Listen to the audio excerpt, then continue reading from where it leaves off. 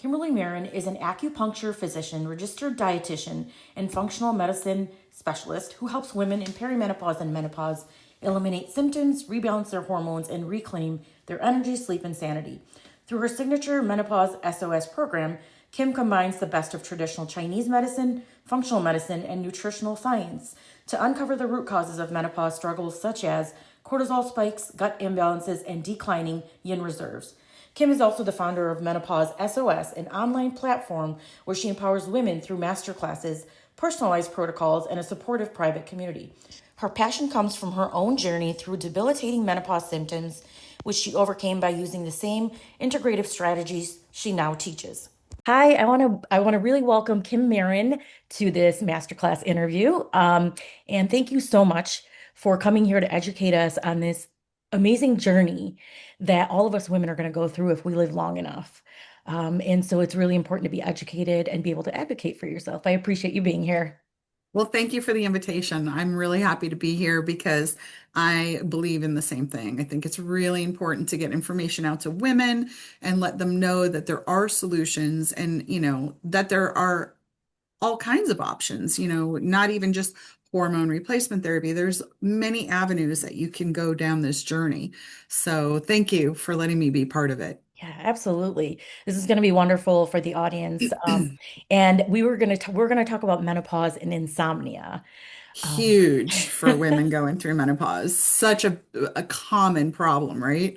and that can relate. That can like once you have insomnia and you're not sleeping well, that just goes to other problems. It just causes other problems It and it makes does. other problems worse, right? It really does. It really does.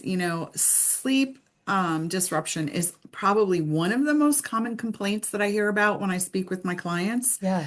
And, there's several reasons that this happens in menopause and perimenopause.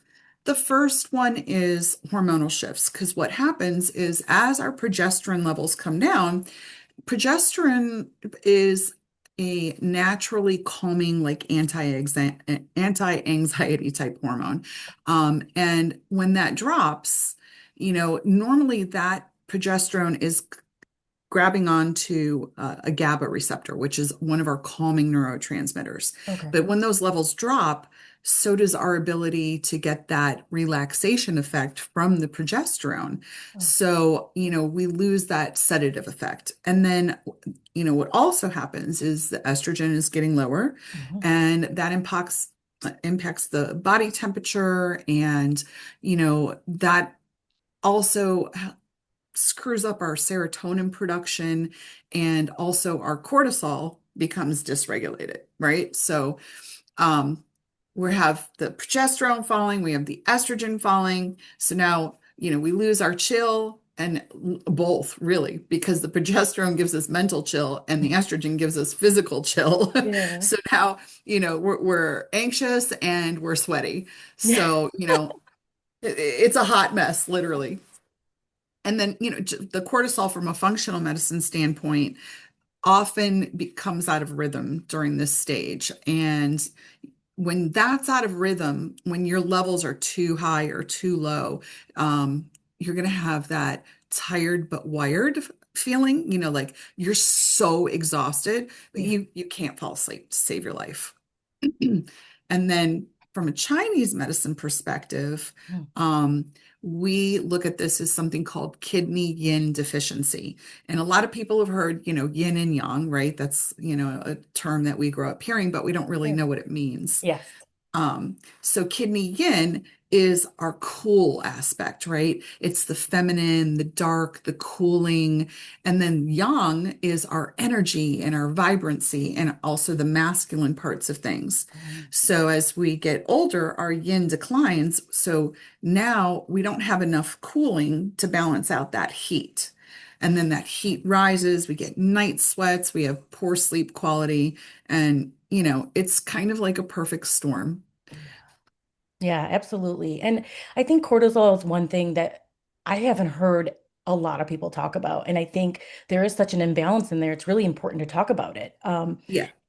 So, Kim, I know you say that estrogen, progesterone, everything goes down for every woman when they go through perimenopause.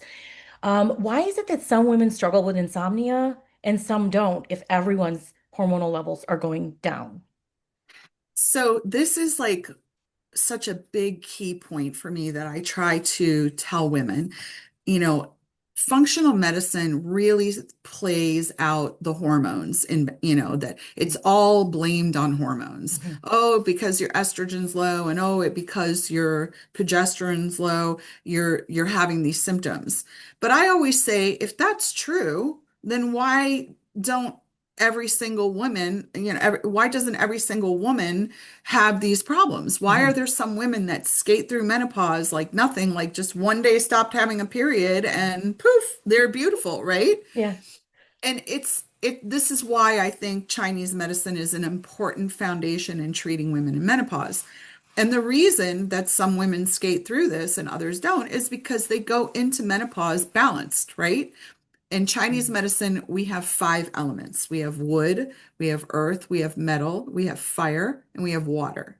And each element is assigned one of the main organs. So like wood is the liver, fire is the heart, and water is the kidney. So when your elements are out of balance, when you're hitting perimenopause and menopause, Yeah. you're going to have problems, right? Yeah. Now, if you come in and you're healthy and your diet's clean and emotionally you're not stressed out and you've got your life in a pretty good balance, Yeah. then you're going to go through menopause with a pretty good balance. Mhm. But if you come into your 40s stressed out, under pressure, having issues, emotionally, financially, whatever it is, Yeah. that is going to come and reflect in menopause, right? You're going to have Okay. problems. And Yeah. the problem is going to be reflective of whatever element is out of balance for you. Oh, okay. So like if your liver's the primary, which is wood, if the wood element's primary out of balance, you're going to have symptoms that relate to liver, which is going to be anger, irritability, depression, anxiety. Um, uh, you can have hot flashes from the liver deficiency as well. So, the wood person's just going to be the really pissed off lady going through menopause. Okay. Where the fire person, which is the heart, they're going to be more anxiety, um, some depression also, like there's a crossover of depression. But the liver depression is going to be more anger, where the heart or the fire depression is going to be more anxiety, anxiousness, like just, Okay. oh my God, and then if their water is out of balance, this is going to be the one who is dry skin, dry eyes, low libido, Mhm. vaginal dryness, like everything's dried up, right? Yeah. Hot flashes, but probably more than the heart or the liver ones. Mhm. Um, it'll be like a main part, the Yeah. sweating and the hot flashes. So just depending what element's out of balance is going to take that, symptoms through your perimenopause and menopausal years. Yeah. But if you go in balanced and you've been living a good, healthy life, you're going to slide through no problem. So it's Um, not hormones, bottom line. It's not hormones. It's that underlying imbalance that you came in with. okay. Because everybody's hormones go down, but not everybody has problems. Yeah. Yeah, that's so true. I remember hearing that about even pregnancy. If you're Mhm. in good health and you're doing well, you will recover a lot quicker. A Um, lot. versus, someone who's not, it takes them a lot longer. So, Yeah. how does stress affect the cortisol imbalance? Or stress and cortisol is our stress hormone. How does that make menopause related insomnia worse? The cortisol. Well, so what happens is we have this, it's called an HPA axis, right? And that stands for hypothalamus pituitary adrenal axis. So these are all, these little hormone secretors, and they get a little out of whack. And it happens when we're under a lot of stress, right? So our stress response system just becomes overactive, Okay. and cortisol should be high in the morning and low at night, right? We wake up with because our levels jump up, right? Mm. And then at nighttime, it's supposed to be low so we can go to sleep. But what happens when we get stressed out, they flip, right? So we're Mm. low in the morning, so we're groggy, we're tired, and we're high at night, so we cannot fall asleep. Okay. And then what happens is when that cortisol spikes up like that, at night, it destabilizes our blood sugar balance. So this is also what's causing that like 2 a.m. wake up call, right? Ah, Because when the cortisol spikes up, our insulin spikes up, which causes blood sugar to crash. So by 2 a.m., your body's like, oh my God, we need food, like something's really wrong here, yeah. but it's not. It's just your body waking you up because it's figures like, okay, it's time to eat. Um, and it happens a lot in midlife, like because of career pressures, right? Aging parents. A lot of people at this age are dealing with aging parents and having to take care of them, kids leaving home, Yeah. and relationship shifting. I mean, I know a lot of women get to this age and they just don't want to put up with that relationship anymore. So, you have a lot of issues with relationships ending. So the stress really knocks that HPA axis off balance. And then, from a Chinese medicine perspective, um, when we're under a lot of stress, the liver energy gets very stuck because the liver is very reactive to stress. So when it gets stuck, it generates heat, right? Think of a motor. Think of your car engine going without oil. The oil would be the yin, right? Mm. It's what happens. It heats up and it blows, right? So your liver doesn't blow up, but that heat definitely starts generating, and that heat rises like heat does. And what's above, if you rise, you've got lungs and heart. So some women end up getting like asthma problems when they hit menopause because of this heat rising. And other women, it impacts the heart. And part of that is not being able to sleep at night because the heart in Chinese medicine houses our spirit. And if our spirit is, like agitated and irritated, obviously you're not going to sleep. Yeah. So that's why, that's where the cortisol from a functional medicine, and but from a Chinese medicine, it's about the liver and the heart. Okay. Um, I know people will have heart palpitations sometimes. Does that happen in the middle of the night and kind of what you exactly Definitely. said? Yeah, Okay. definitely. And when we're dealing with heart palpitations, you're either looking at, like I said, the liver heat, Mhm. or also the kidney and the heart in Chinese medicine have a direct line of communication that's very critical. And if that communication is broken because of emotions, fatigue, energetic imbalances, you'll have those heart palpitations as well. So it could either be from that kidney yin deficiency or that liver energy stagnation. Yeah. And not knowing that, it's very scary for people, right? I know people will go to the Yes. emergency room. It's like you don't know what's wrong. So Right. again, educating yourself and knowing that this could be a hormonal imbalance is really helpful too. Yeah, exactly. And are there different types of insomnia, menopausal insomnia? So yeah, there is, like, I have three different categories that I will put insomnia, people into. Okay. One is just the people that have trouble falling asleep, right? This is that going to be that high nighttime cortisol, right? You're exhausted, but you cannot go to sleep. Mhm. And this is someone who can't go to sleep because like their mind just won't shut off, right? They're just sitting there and they're thinking about everything and they're rehashing everything, and they're just like, they can't go to sleep. Mhm. And then the second one are the people who could fall asleep, but they pop open, they pop up between like 1 and 3 a.m. All right. Now, this is liver time in Chinese medicine. And so this is classic for those people who have that liver stagnation from all the stress in their life. And when the liver time comes up between 1 and 3 a.m., the liver is just working overtime and it's too much. It's too much heat. It's too much everything. So you're popping awake at that time. And, this is definitely directly linked to stress, irritability, Mhm. suppressed anger. Maybe you're really one of those people who gets upset, but you don't like to talk about it. You just keep everything inside. This can trigger this type of insomnia. And then the third type are the ones that wake up between 3 and 5 a.m.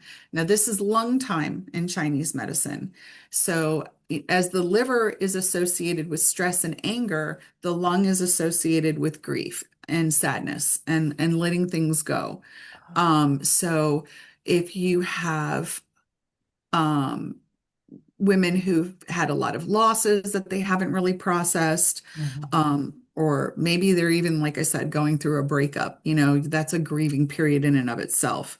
Yeah. So this can also, at this time period between 3 and 5 a.m., can also be that blood sugar dip, from the cortisol levels being too high. Mhm. So when that cortisol level spikes the insulin and the insulin spikes that low blood sugar, you might wake up early because your body needs some type of sugar, right? And the liver isn't keeping up with what it needs. Yeah. So, yeah, so like knowing when and how your sleep is disrupted can be a big clue into finding the right solution for fixing that. Okay. So if I wake up between 1 and 3, so I'm thinking my liver needs some help. Yes, definitely. And it's such a common pattern with women in this country because let's face it, women in America, we do it all, right? We work, we clean, we cook, we take care of the kids, we do the groceries. Like it's I think it's better in the younger generations. They're requiring their partners to be more of a partner, Sure. but in Gen X we did it all, right? Yeah. So it's really a common pattern for the women who are in menopause right now. Okay. All right. Well, that's something else I'm going to have to go and talk to my physician about as well. One other thing about the grief that you said, the three between 3 and 5. I spoke with an expert that was talking about how just going through menopause can cause grief because you're losing the old you. Yes, you And are. there's, You have to, it is a grieving period for who you were. You're no longer that young, fertile woman. You're coming to a point in your life where you're realizing that, okay, I can't be my looks and my youth. I have to be this woman that has more to offer. And some women transition beautifully, but other women have a really hard time you know, transitioning through that period. So 100%, there is grieving through this period for sure. yeah, yeah, that makes sense. Um, so I know you've talked about Chinese medicine.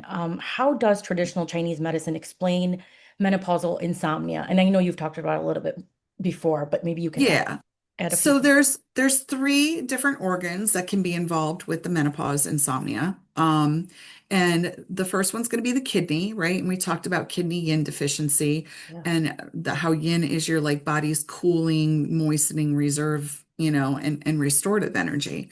yeah. And as we age and as our yin decline, it's like this. You have yin and yang, they're even, right? Mhm. So that balances the heat and the heat keeps you from feeling too cold, right? Because they're balanced. Yeah. But then it comes down, right? We lose yin. So now we don't have too much heat, but we feel like we do because we don't Mm, have the cooling to balance it. So kidney yin deficiency is a big one, especially like that's behind hot flashes, 100%. okay. Um, and then we also have the heart yin deficiency, which is the spirit is in the heart, which we call it Shen in Chinese medicine. The spirit is our Shen. Okay. And when you have this type of insomnia, you're going to have like difficulty falling asleep. You're probably going to have vivid dreams or even nightmares. You'll have some palpitations or racing heart, or maybe you're just at nighttime comes and you become very anxious. Um, so yeah, because when we don't have enough yin in the heart, it doesn't anchor that spirit, that Shen. Mhm. So the spirit can't settle, right? So you're just all over the place with that. So kidney yin is more like the hot flashes, the nighttime sweating and restlessness. Heart yin deficiency is more difficulty falling asleep, and then possibly some heart symptoms like that fluttery feeling, Yeah. or even racing heart rate. And then the last one would be the liver qi stagnation that's turning to heat, and that one is just built pent up stress Mm, and it just converts to that internal heat. So these women tend to fall asleep okay, but boom, that witching hour between 1 and 3 a.m., they're popping up, they're restless, and wired up and have a hard time falling back asleep. yeah. So the treatment for all three of them, though, is really about restoring harmony and balance within those organ systems, and clearing the heat, calming the spirits, and moving that chi so that energy doesn't build up into heat. Yeah. Usually, acupuncture and herbal formulas do a really good job with fixing those things.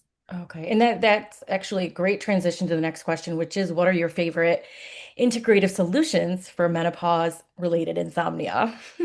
So I really am very big on combining TCM and functional medicine and nutrition, right? I feel like there's a lot to take from both sides. I feel like the Chinese medicine kind of really gets more to the root causes because functional medicine is great, but I think the West is still very much into blaming hormones for everything. Oh, And, I don't. I try to find out what's beneath the chaos. yeah. So, the first thing I would say is test, don't guess, right?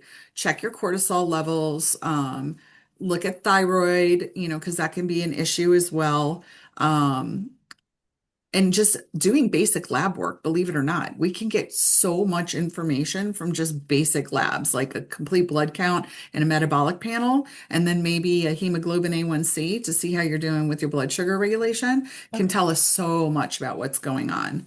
And then also getting the proper tests, because if you just do one cortisol level, that doesn't tell you anything, right? You need to do 5 levels throughout the day when you wake up, 30 minutes after you wake up, and then 3 more times by the time you're going to bed, because that gives you that whole graph of how your cortisol is responding through the day. And it should go up. It's be higher when you wake up, spike up within 30 minutes, and then steadily decline throughout the rest of the day. Hmm. So if you're just doing one like level, it doesn't tell you anything. You don't know where you were before or after. Right. So, if you got to do the right tests and then nutrition and lifestyle, that is so key. I mean, it's everything. I always tell people whenever you eat, you're either poisoning yourself or helping yourself. Which one's Mhm. it going to be?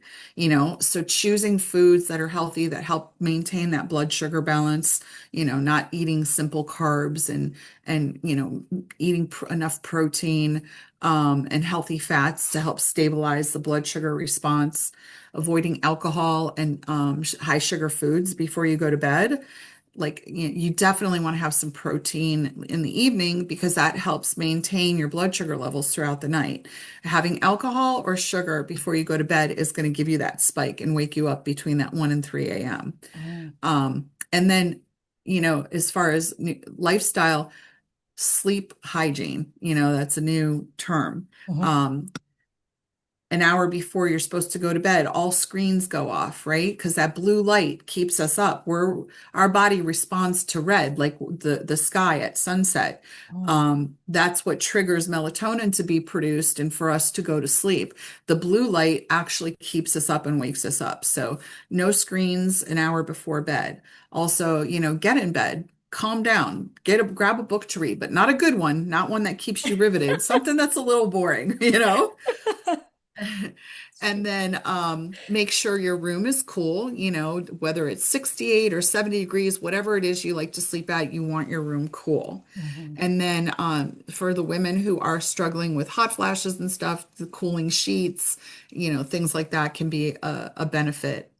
And then there's supplements that we use. Like I love there's a company called Zymogen that I have a preference for, and they have something called Optimag Neuro, which is magnesium and taurine that helps calm the brain. Okay. And then there's a Chinese formula called uh, Yin. Well, I use Ease the Journey Yin, and that one is to help build up that kidney yin, so we're even and balanced again with the yin and yang. Yeah. And then also, for someone who's struggling with cortisol, and you'll know that if you're just wired but tired at the end of the night, excuse me, there's a supplement called phosphatidylserine that can be really beneficial, but you only take it if you're getting that wired and tired. You don't want to take that if you're not having that issue.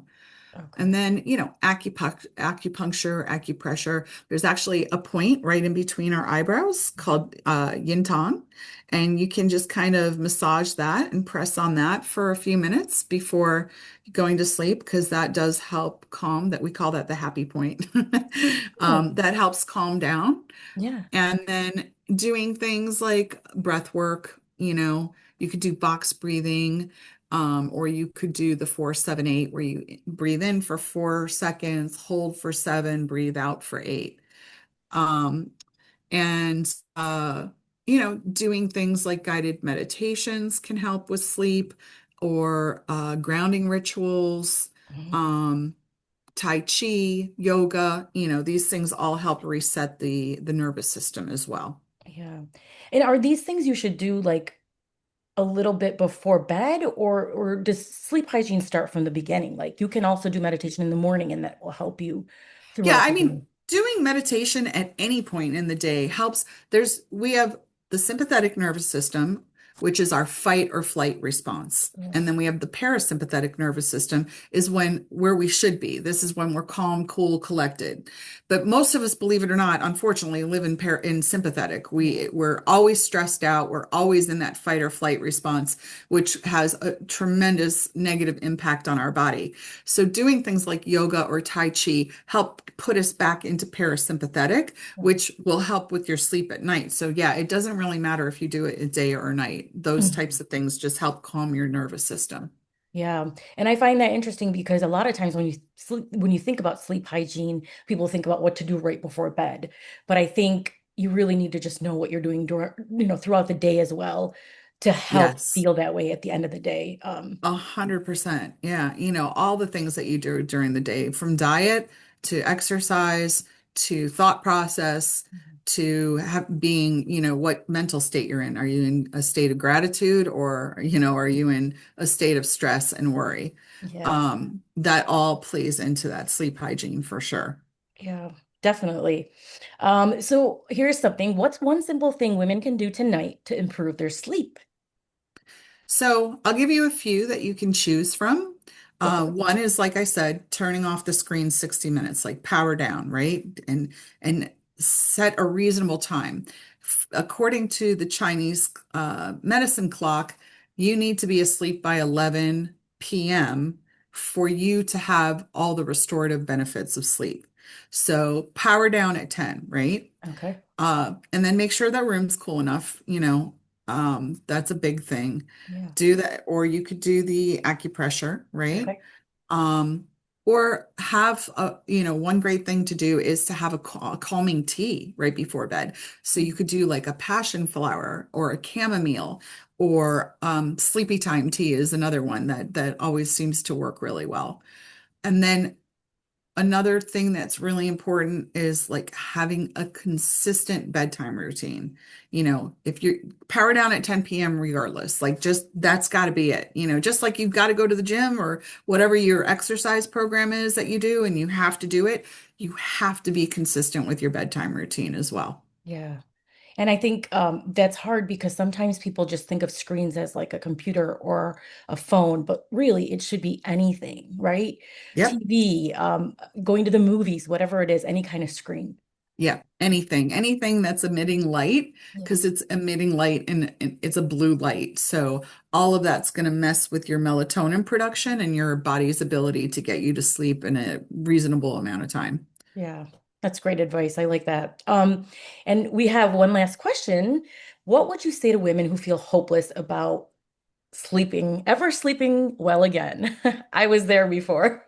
Yes, I hear this all the time, like women thinking like this is it, because they might know their mom or their grandmother who, once they stopped sleeping well, that was the way it was for them until the day they passed. Yeah. And, it's not true. There is always a path back to restorative sleep, always. Insomnia during menopause is not permanent, Yeah. and it's a flag. Your body is sending up signals to you saying, "Hey, I need help. There's something wrong here." So your body's asking for a different approach to what you're doing things.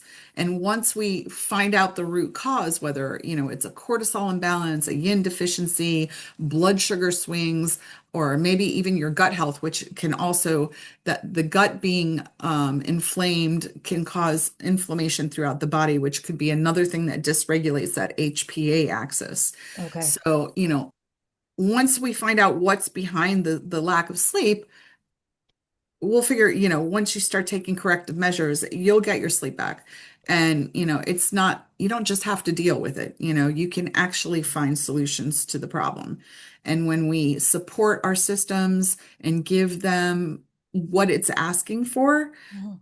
you start sleeping again. Yeah, absolutely. And I was under the belief that I have never had a problem sleeping, and all of a sudden I did. So it was really scary to think that I will never sleep again. I just love sleep. But changing a few things has really helped me, which I'm so thankful for. Um, Yeah. and There's nothing better than getting a good night's sleep. better, nothing better. Um, Actually, one question I forgot to ask you about cortisol. Is that Mhm. something we should just get checked at a certain age, or when is the right time? Or do we start feeling wired and tired at night and then we go check it?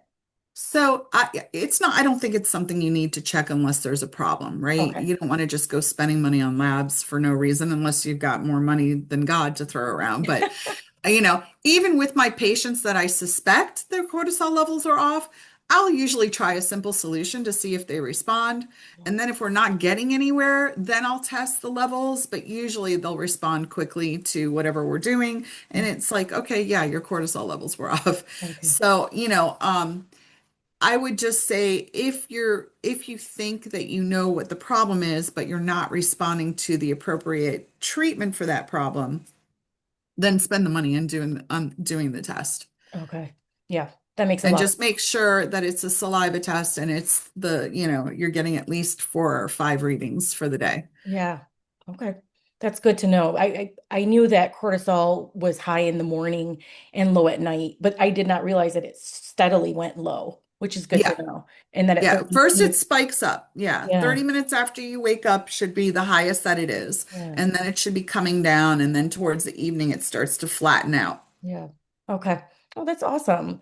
Well, Kim, you have given us so much insightful information when it comes to insomnia, when it comes to perimenopause and menopause, and the options we have to deal with insomnia instead of just suffering through it. I think a lot of our parents had to suffer through it.